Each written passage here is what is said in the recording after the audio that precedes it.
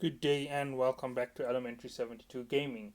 Before I get into the ship build video, I'd like to ask you all to please leave a like, comment, leave a like or comment on the video, consider subscribing to my channel, and if you dislike the content, please leave a comment as well so I know where it has gone wrong. Now, I am going to be going through with the next in my build videos, being the Exequror. So this is the last of the support class vessels that I'm going to be discussing.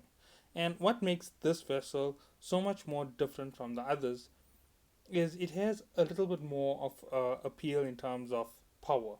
Now it is an armor regen ship as well, and as such it is also part of the faction breakup. It is a Galante based ship, and it isn't from any of the other factions in terms of how it is made up. So it is going to favor the armor tank build regardlessly, and it is slightly more effective than the other armor ship from the Amar Space faction. So this is how it is going to go, and this ship is pretty simple in the way that it's built. It is a little bit tougher, a little bit better in terms of the look, but it is a little bit weaker in terms of overall defense. Now let's get into it. Okay, starting up with the roll bonus. Plus 400% remote armor repair optimal range, plus 50% group repair effective range, plus 50% group capacitor transmitter effective range. Now, yesterday I did miss the effective range in the vessel, the Agura, Agura, whichever way it goes, I don't know how to pronounce it properly. Well, the name is just trash basically, so I'm just going to leave it like that there. It does have 100% effective range and it's group transmitter, so you could use the group transmitter on that vessel, but we're not in that vessel, so let's continue here. Okay, advanced armor repair uh, operation bonuses, plus 7.5% armor repair efficiency, minus 7.5% repair capacitor need. So what this means is if you have a full research done, it will become slightly less heavy on the drain. Okay, and advanced cruiser command will increase your transmitter optimal range, and it will remote transmitter transmission effectiveness by 15%. It will increase the effectiveness.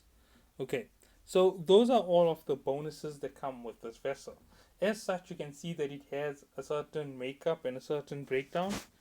So let's look at its stats.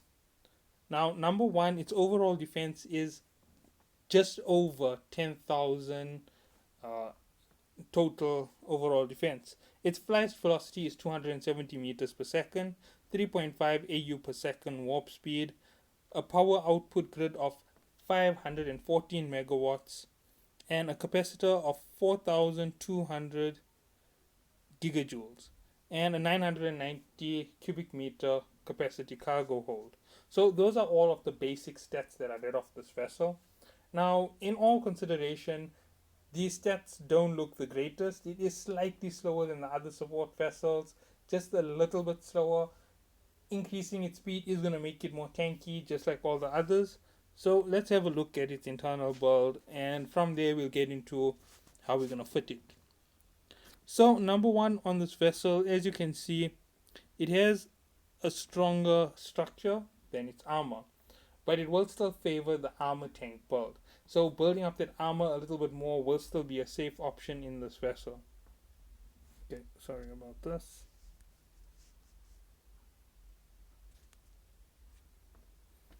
Okay, as you can see, I am busy with the mission in the background. As I said, I'm grinding quite hard in the game.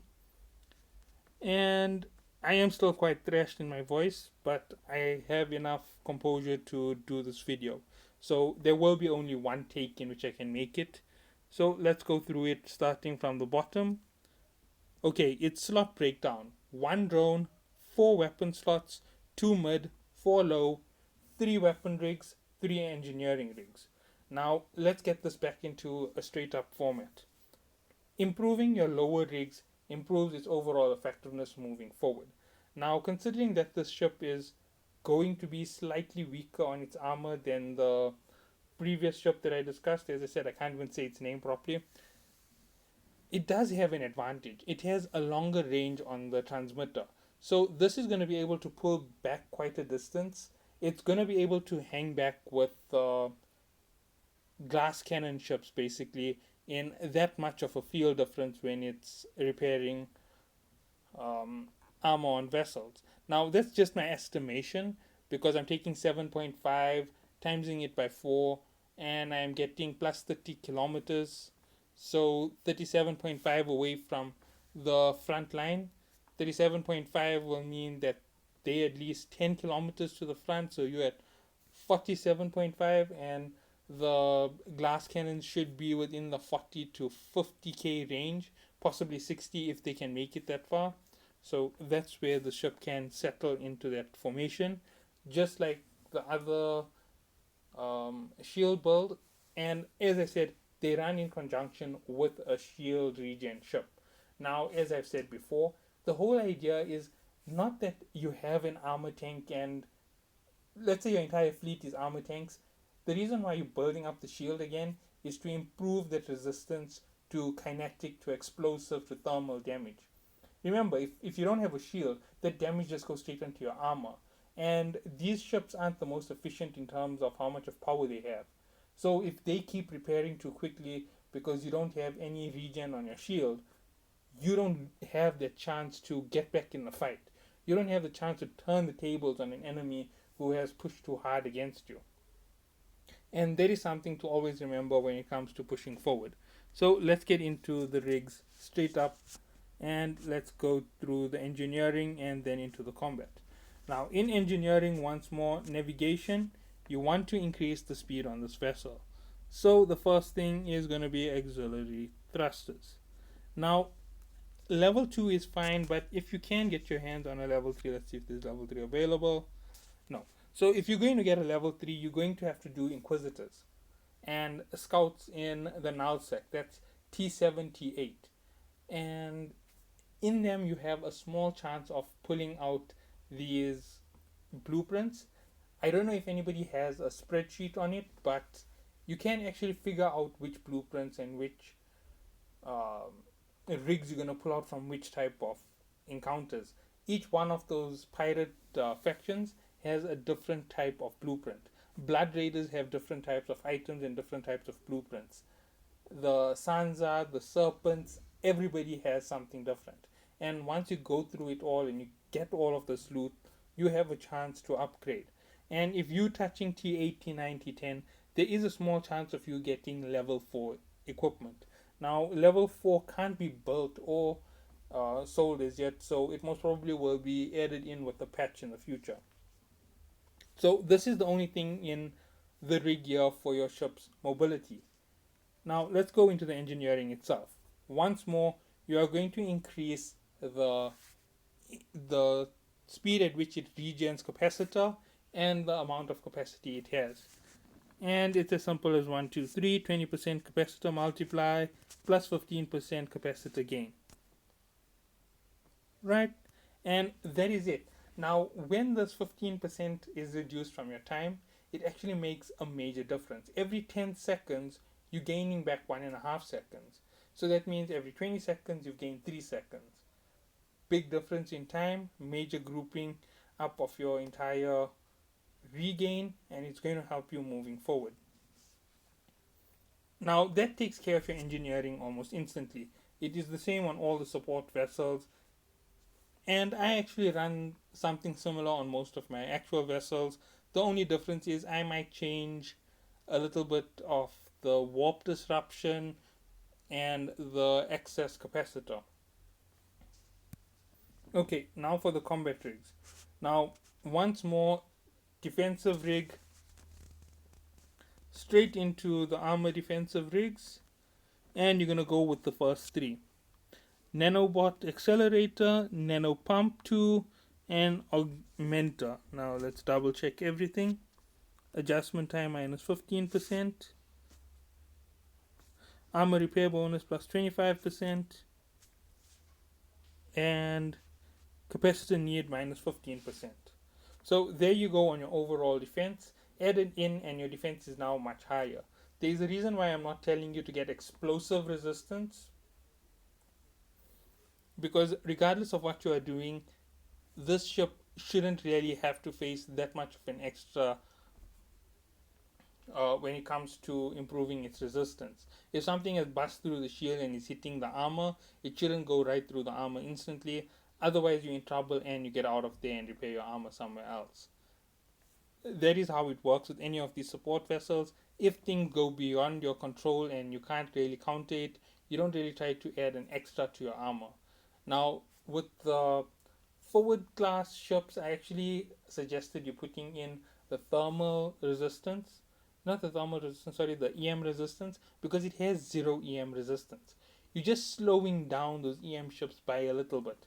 If you're adding in 20%, it's a 20% reduction in their damage. It isn't a massive reduction. They're still doing 80% of their regular damage. And you speed tanking most of it away, so that helps you out in the overall. So there goes our rigs. All 6 rigs on the vessel are now accounted for. Let's get straight into low slot. Now, in your low slot, the first thing you're going to go is armor repair. Remember, this is an armor repair boat, so armor repair is number 1. Now, you have 514 megawatts of power on its output, minus 111. So 514 minus 111, that's 403. 403 megawatts for us to go through. Let's go to the next one. Let's put on the afterburner immediately to go for the reduction in power.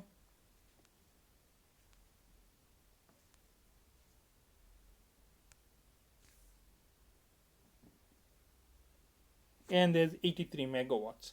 So the moment you do this here, you are now at 320 megawatts remaining on your vessel. And you haven't even touched your first slot weapons, which I'm going to get into in a minute, and go through how much it is. Now you have 2 more aspects to add onto your ship. You've got your armor repair up and you've got your shield repair up. Now the next thing you're going to put on is a shield, not a shield, armor hardener. Now let's go down to the medium, sorry, not medium, to the higher class, and it's a 1 megawatt. So there again you can see the whole gain which you're at, minus 1, so 319. And your last slot on this level is going to be a shield hardener to add to it. Remember that it is a very high drain to have both the shield hardener and an armor hardener. No, sorry, a shield repair and armor repair or booster on the vessel. Together they will drain way too much power. Now once you have this on, you now have 318 megawatts of power remaining in your vessel. You can now do it in one of 2 ways. Go straight to the high slot and figure out what's the total capacity of your armor repairs, because you're going to need all 4.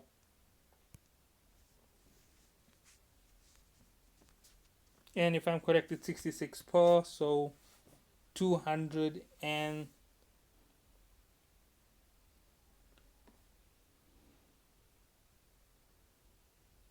264 megawatts is going to disappear immediately once all of them are put together.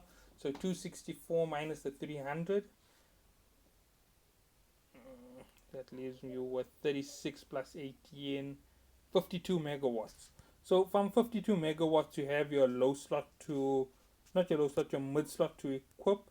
And here's something I did forget on all of the builds. You can equip drones, and drones aren't that heavy in terms of the megawatt usage. If you look at them, they're very small, 1 megawatt. So you could always equip the drones on. As I said, you could put it on for PvE. PvP is a different story. Now, you can put the armor module. So our armor link module is a group repair. No, wait, sorry. There's a group armor repairer. Go down into advanced. Okay, and you can see it costs you 1 megawatt. And last but not least, you now have 52 megawatts or 51 megawatts. Let's say that you did put in the drone. What else can you put in? Can you put in a transfer? So let's see, remote capacitor transmitter.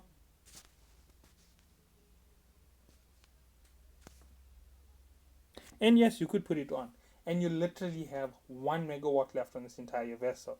So there you go with a very heavy power intensive build. And this is the most efficient in terms of energy drain that I can think of. In the lower slot, you could put on a battery. The battery is very useful. It does jump you up quite a bit.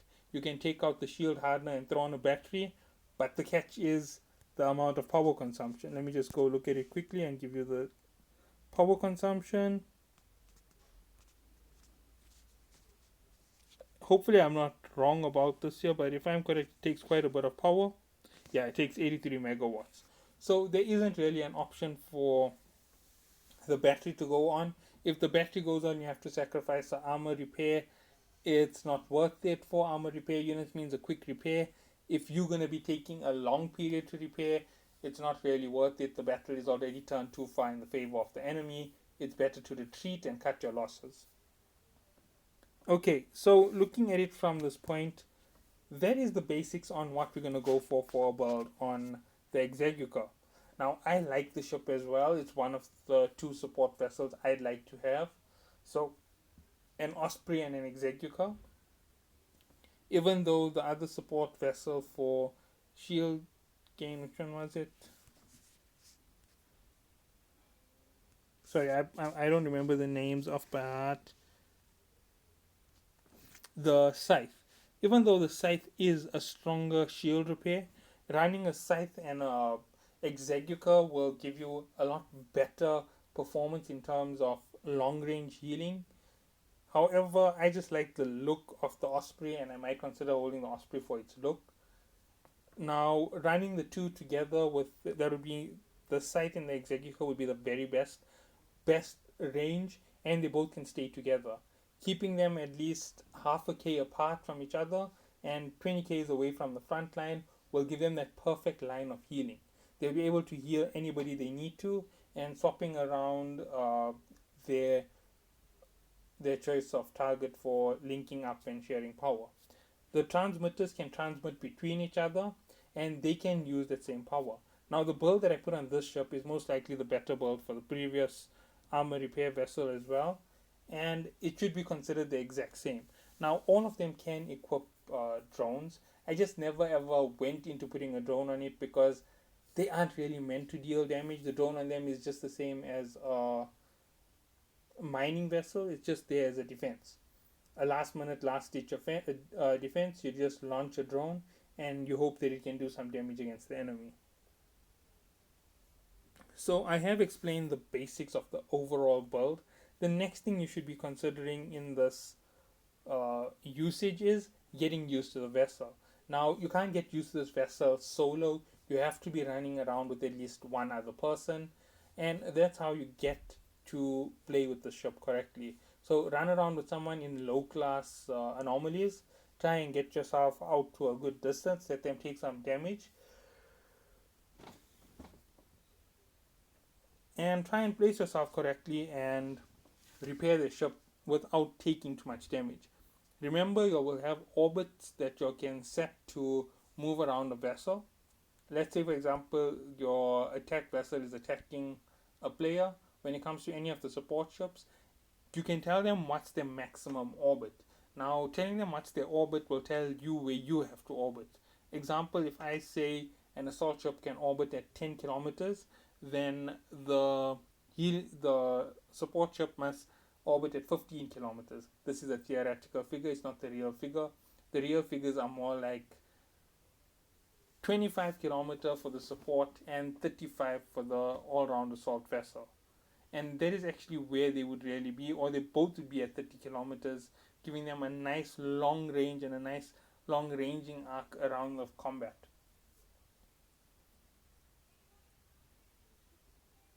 Okay, so if I'm correct, that's all that I have for this build, and that's going to be it for this video. Thank you for watching. Have a good day.